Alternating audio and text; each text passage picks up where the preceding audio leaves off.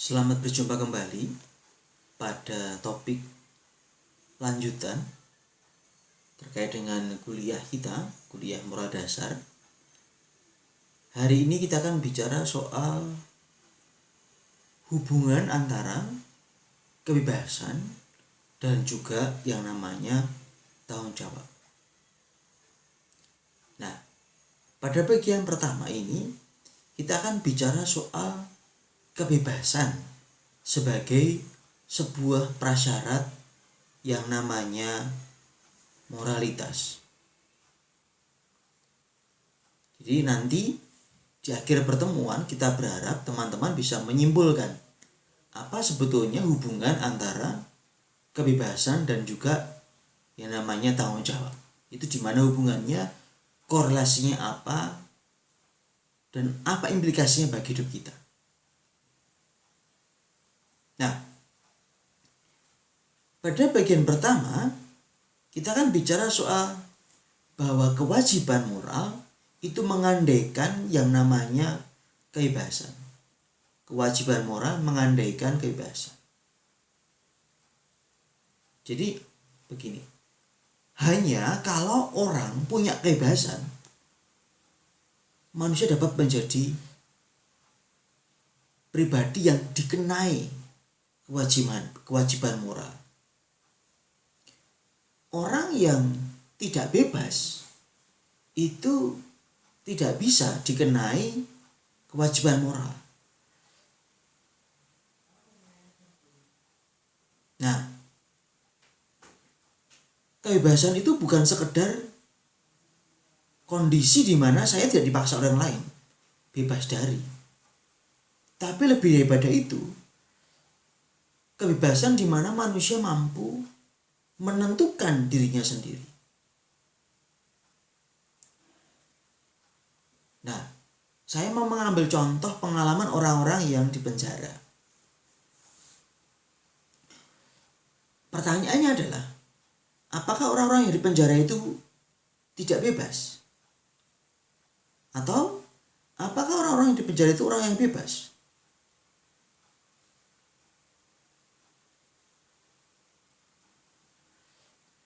Banyak orang akan mengatakan bahwa orang yang di penjara itu dia tidak bebas. Tapi mari kita lihat sisi yang lainnya. Ada banyak orang di penjara, terutama mereka yang yang pernah di penjara di Pulau Buru, yang pernah di penjara karena mereka dianggap dituduh sebagai anggota-anggota PKI seperti Pramudia Anantatur misalkan. Dia di penjara, dia diasingkan. Secara fisik dia tidak bebas, secara fisik. Tetapi sebagai pribadi, dia bebas. Maka di dalam penjara dia bisa membuat buku, dia bisa membuat novel, dia bisa mengarang cerita dengan bebas. Bisa berbuat A, B, C, dan D. Lihat ya. Kita seringkali berpikir kebebasan berarti saya bebas dari, tidak diatur oleh aturan, tidak dikungkung oleh situasi, tidak ada kewajiban harus ini dan itu dan sebagainya. Ini seringkali kita pikirkan. Jadi kita berpikir bahwa orang bebas adalah orang yang bebas dari. Padahal kebebasan bukan sekedar bebas dari, tapi bebas untuk menentukan diri sendiri. Orang bebas berarti dia mampu menentukan dirinya sendiri. Anda datang ke Madiun untuk belajar, itu kebebasan Anda. Anda tertinggal di kamar tidur Anda, tidak datang ke kelas ini, itu kebebasan Anda.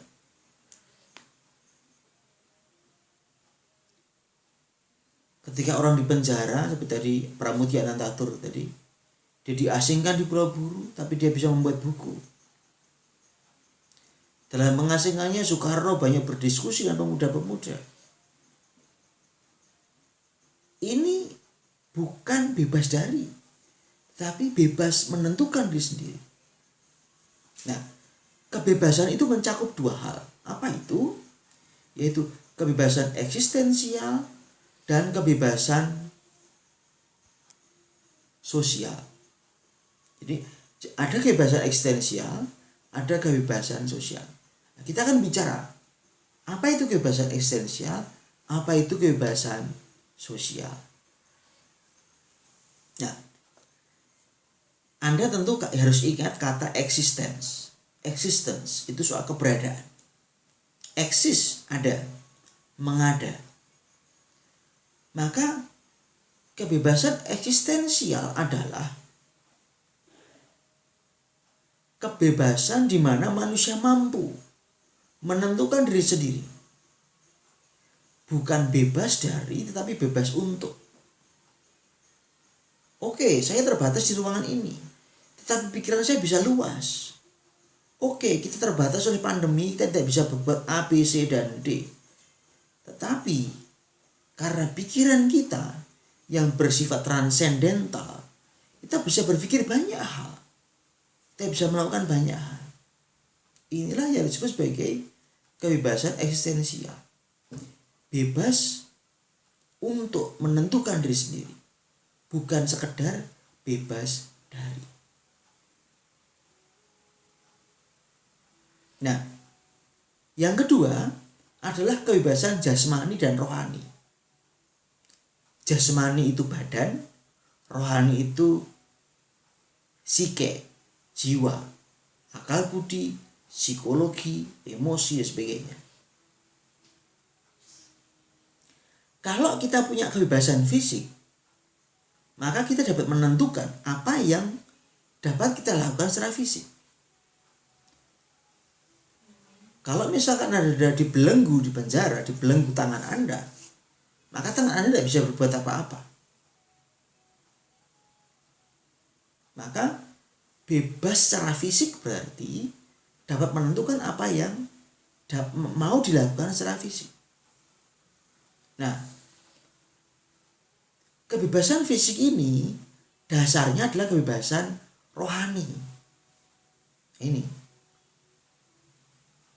Apa itu? Kemampuan untuk menentukan sendiri apa yang dipikirkan.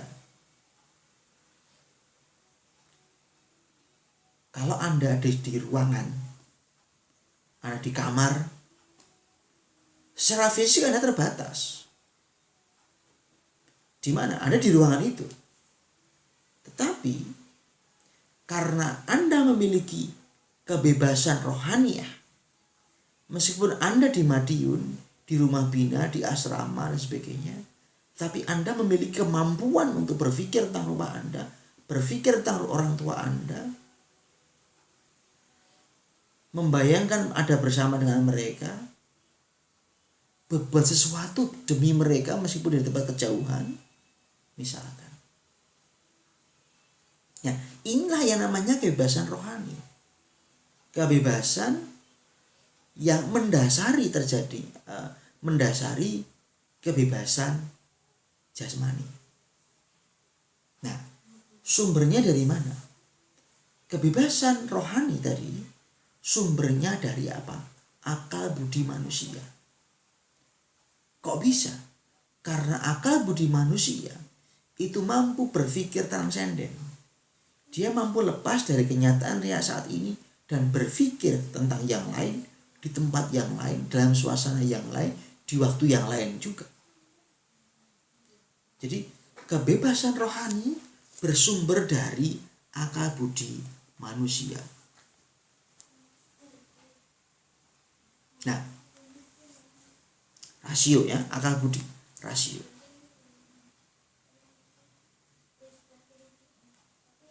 Lalu di mana tempat kebebasan eksistensial di situ?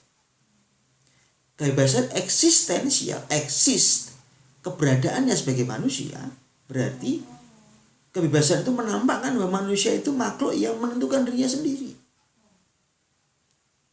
Maka kebebasan ini menjadi tanda dan ungkapan yang namanya martabat manusia sebagai makhluk yang berakal budi. Makhluk yang memiliki akal budi. Jadi kebebasan eksistensial adalah kebebasan manusia untuk menentukan diri. Dasarnya adalah kebebasan jasmani dan kebebasan rohani. Dan paling fundamental adalah kebebasan rohani. Maka secara fisik saya bisa terbatas. Saya bisa dibelenggu. Saya bisa dikungkung di sebuah kamar atau di sebuah rumah atau di sebuah tempat tanpa saya bisa pergi kemana-mana. Tetapi kemampuan akal budi kita yang transendental memampukan manusia untuk bebas. Di tengah keterbatasan fisik yang satu seperti ini, kita masih mampu berpikir lebih luas lagi. Maka kalau dikatakan bahwa manusia adalah homo sapiens, manusia adalah makhluk yang berakal budi, di sini kebebasan eksistensial menandakan martabat manusia. Kebebasan adalah tanda dan ungkapan martabat manusia. Orang yang dibelenggu kebebasannya, orang yang tidak bebas, itu mengalami martabatnya sebagai manusia direndahkan.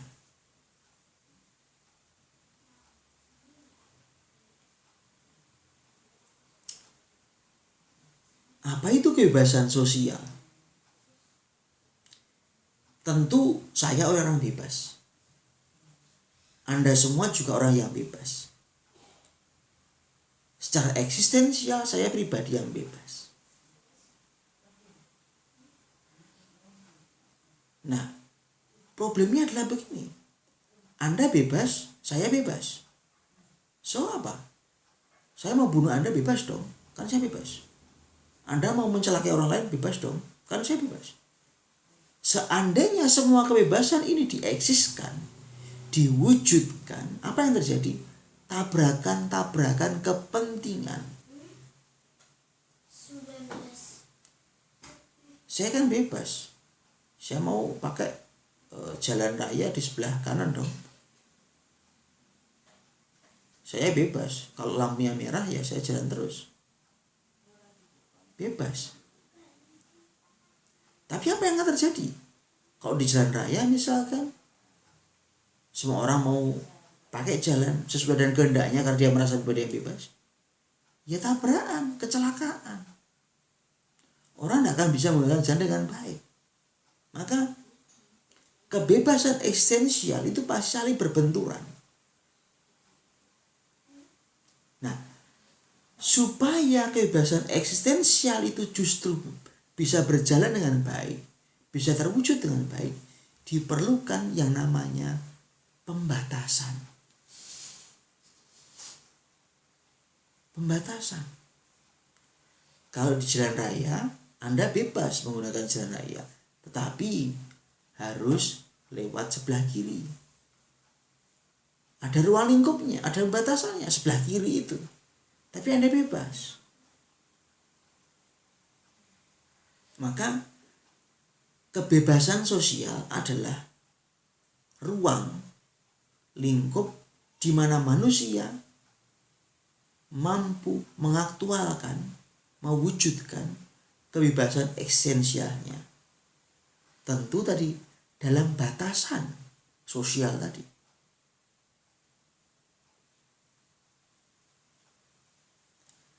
Kalau kita bicara soal pembatasan, bagaimana orang membatasi, kita bisa membatasi kebebasan? Ada tiga cara membatasi kebebasan. Yang pertama paksaan, yang kedua psikis, yang ketiga perintah atau larangan. Dipaksa.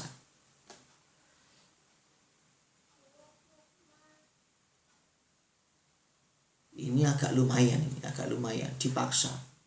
Anda dipaksa untuk melakukan sesuatu, mencuri misalkan, mengambil HP teman Anda misalkan. Ini sifatnya fisik. Anda tinggal di asrama misalkan, tidak boleh keluar misalkan, itu Anda mengalami pembatasan dalam bentuk paksaan. Anda tinggal di penjara misalkan, ini Anda dipaksa. Ini namanya pembatasan fisik. Yang kedua, pembatasan psikis, tekanan psikis. Apa itu contohnya? Teror. Misalkan, Anda diteror bahwa Anda harus Anda harus mencuri HP teman Anda. Kalau Anda tidak mencuri, Anda akan dibunuh. Atau keluarga Anda akan dibunuh, misalkan. Ini membuat ketakutan. Dan ini adalah pembatasan berupa tekanan psikis. Membatasi apa? Membatasi kebebasan rohani. Karena apa? Dengan batasan psikis ini, tekanan psikis ini, orang menjadi ketakutan. Dia tidak bisa berbuat A, B, C, dan D. Yang ketiga adalah perintah atau larangan, yang namanya pembatasan normatif. Kebebasannya juga kebebasan normatif, di mana orang diberi aturan. Anda masuk ke kelas dengan aturan bahwa Anda harus memakai pakaian, Anda harus masuk pada jam sekian, keluar pada jam sekian. Jadi kebebasan sosial itu meliputi 3 hal, yaitu kebebasan jasmani tadi, kebebasan rohani, dan kebebasan normatif. Membatasinya juga 3. Dibatasi secara paksaan fisik, dibatasi secara psikis dengan tekanan psikis, teror dan sebagainya, lalu dengan perintah atau larangan. Di antara ketiga hal ini, yang paling ringan, yang paling bermoral adalah pembatasan dengan norma, dengan perintah. Jadi misalkan, ketika Anda di jalan raya, Anda diberi perintah, merah berarti berhenti, Anda laksanakan. Atau ada juga yang namanya garis marka, supaya Anda tidak boleh melanggarnya. Ini norma. Kalau Anda melenceng sedikit, oke, masih bisa. Tetapi pembatasan akan naik ketika apa? Ketika di tengah jalan dipasang pembatas jalan berbentuk entah taman, entah pagar, atau apapun itu. Artinya apa? Ruang gerak Anda ya hanya di separuh jalan saja. Anda tidak bisa lagi menyeberang ke sisi yang lain. Lihat ya, di situ pembatasan ini menjadi lebih berat lagi. Kalau semua cukup hanya diberi perintah, ini ada garis, maka jangan dilanggar. Begitu garis itu diganti dengan bangunan pembatas yang besar, sehingga Anda tidak bisa pergi ke jalur yang lain. Lihat di situ pembatasannya makin tinggi.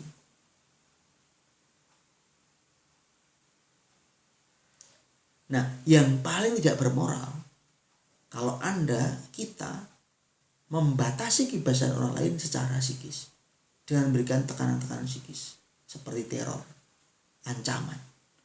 Kenapa paling tidak bermoral? Karena di situ yang dihancurkan, direndahkan adalah akal budi manusia. Akibat dari tekanan psikis adalah manusia tidak bisa berpikir. Manusia tidak bisa melakukan sesuatu yang sesuai dengan kehendaknya. Ini akibatnya.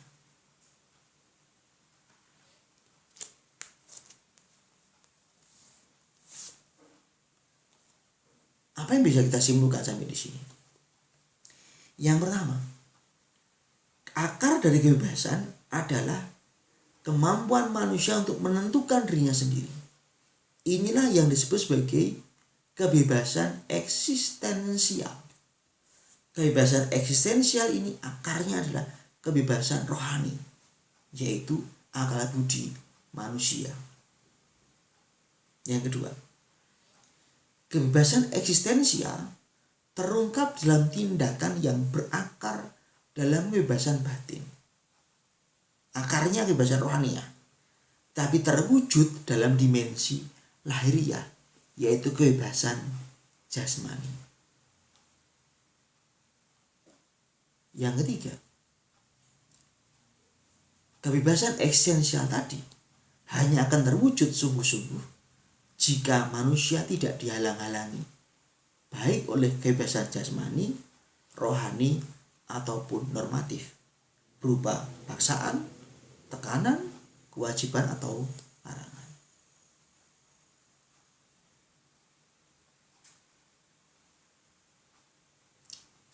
Berikutnya, sekarang kita akan bicara soal hubungan antara tanggung jawab dan juga yang namanya kebebasan. Apa hubungan di antara tanggung jawab dan kebebasan itu? Ya, kita bicara soal kebebasan sosial satu sisi dan kebebasan eksistensial di sisi yang lain.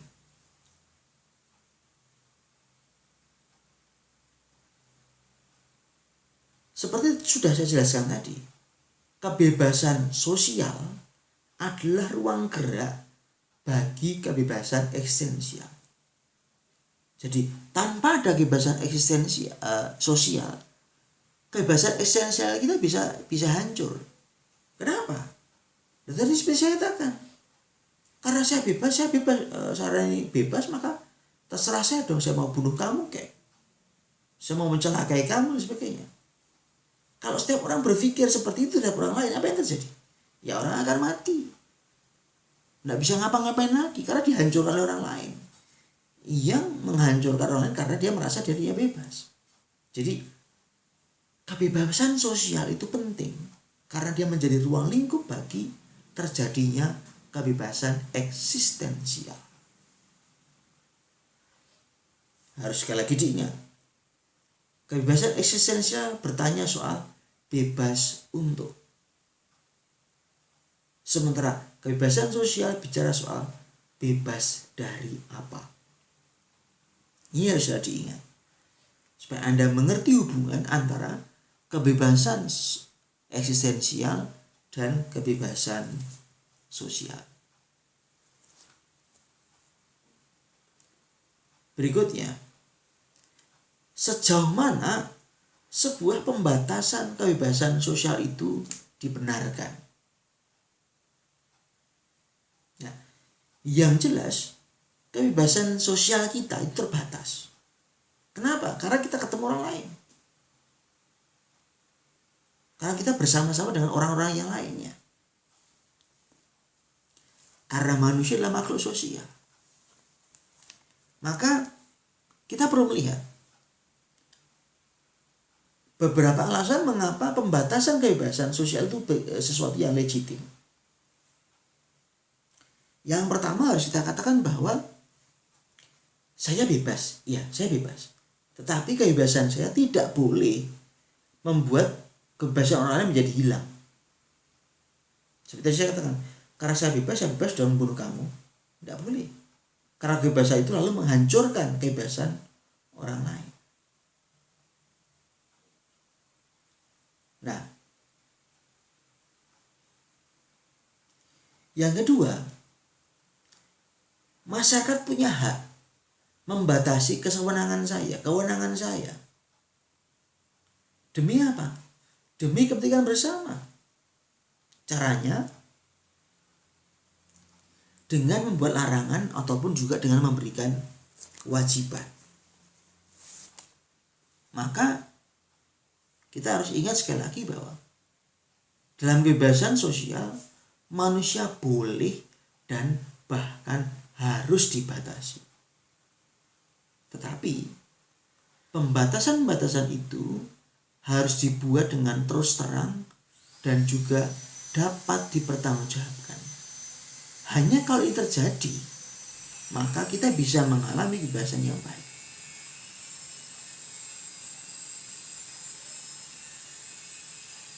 Pembatasannya 3. Paksaan fisik, tekanan psikis, dan normatif. dari 3 cara itu pembatasan normatif paling baik. Kenapa paling baik? Karena masih menghargai martabat manusia. Kadang-kadang boleh pakai pembatasan fisik, tapi jangan sampai memakai pembatasan secara psikis, teror, ancaman. Itu sangat merendahkan martabat manusia.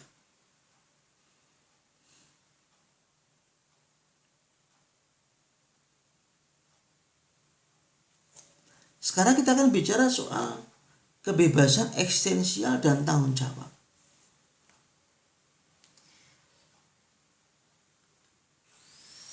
Kebebasan eksistensial berarti manusia mengambil sikap. Ya. Saya mau buat A. Oke. Berarti dia bertanggung jawab atas tindakannya itu, sikapnya itu. Yang kedua, manusia itu menerima sebagai makhluk sosial yang namanya kebebasan sosial. Artinya apa? Manusia punya tanggung jawab, beban. Beban untuk apa? Mengisi ruang kebebasan secara bermakna dalam relasi dengan orang lain. Nah, dalam kehidupan kita sering melihat, kita sering mengamati ya, ada orang yang menolak untuk bertanggung jawab.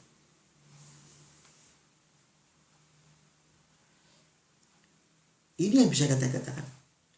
Orang yang menolak bertanggung jawab memberi akibat apa? Satu, persepsi atau wawasannya semakin sempit. Jadi wawasannya tidak luas lagi. Karena dia mengalami ketakutan, merasa ini dan itu tidak bisa, maka wawasan persepsi menjadi makin sempit.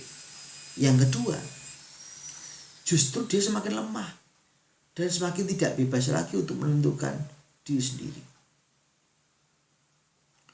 Orang yang menolak bertanggung jawab, dia menjadi pribadi yang terkungkung dan tidak kuat. Dan itu justru membuat dia menjadi pribadi yang makin tidak bebas. Menolak bertanggung jawab berarti dia menolak untuk memikirkan sesuatu yang baik. Maka ini prinsip besar bahwa justru semakin orang itu bertanggung jawab, justru dia makin bebas. Kenapa? Karena dia mampu menentukan dirinya. Contoh-contoh.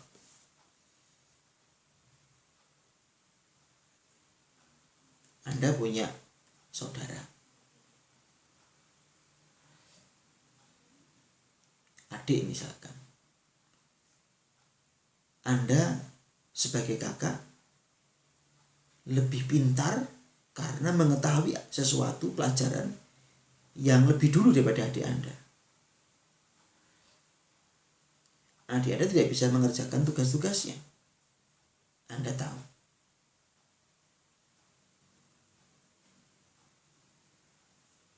Anda tahu dan Anda merasa saya tahu, saya ngerti materi itu.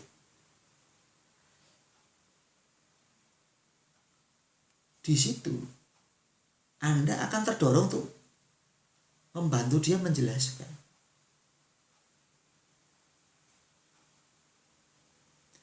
Tetapi ketika Anda mengatakan, buat apa? Gak ada untungnya bagi saya. Gak ada baiknya bagi saya. Merepotkan dan sebagainya. Artinya apa? Ada banyak keluhan-keluhan yang muncul di pikiran kita yang membuat kita akhirnya menjadi terkungkung oleh pikiran-pikiran negatif kita sendiri. Ketakutan-ketakutan, kegelisahan-kegelisahan, kemalasan-kemalasan yang muncul dalam diri.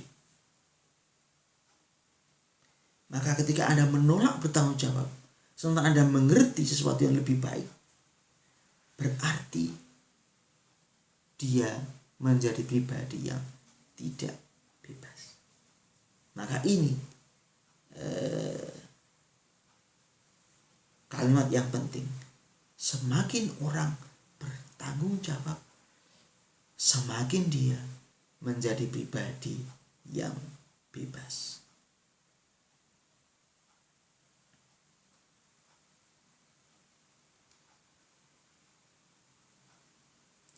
Terakhir untuk bagian ini, kita akan bicara soal otonomi moral.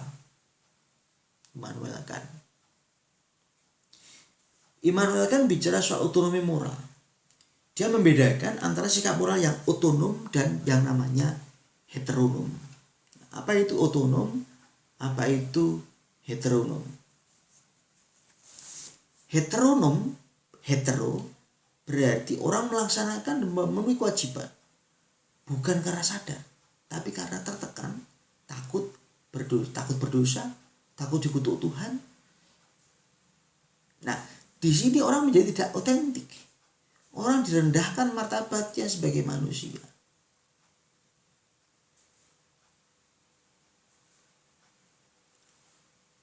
Kebalikan dari heteronom adalah otonom, di mana orang menaati kewajiban karena ia sendiri sadar. Oh, ini masalahnya. Oh, berarti saya harus berbuat A, B, C, dan D. Dalam moral yang otonom, orang sadar akan nilai, tidak mau dibelokkan dari apa yang dia sadari itu sebagai nilai yang paling penting, penentuan diri.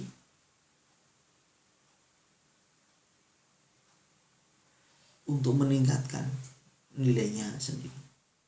Jadi Immanuel Kant membedakan antara moral heteronom sama moral otonom. Yang kita butuhkan bukanlah moral heteronom, di mana kita melakukan sesuatu karena tertekan, takut berdosa, takut dikutuk Tuhan, karena kewajiban harus ini, harus itu, harus itu.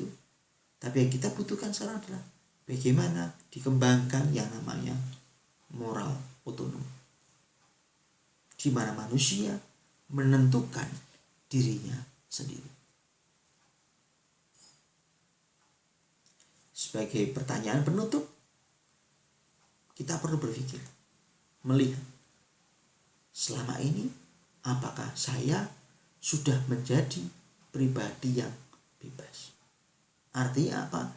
Bebas secara eksistensial. Dasarnya adalah kebebasan rohania.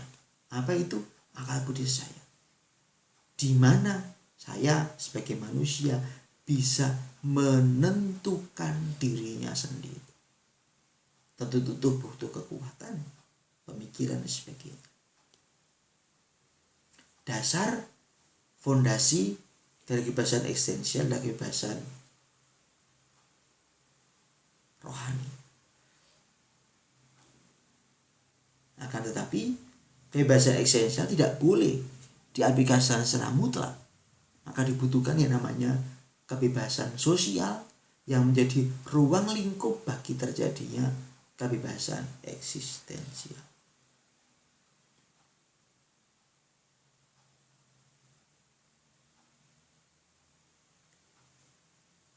Saya berharap teman-teman sekalian mampu menjadi pribadi yang bebas.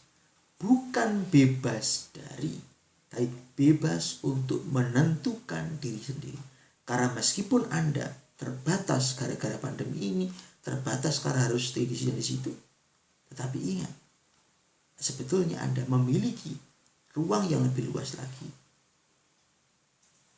yaitu kebebasan untuk menentukan diri. Cukup tema kita pada topik kali ini. Terima kasih. Selamat belajar.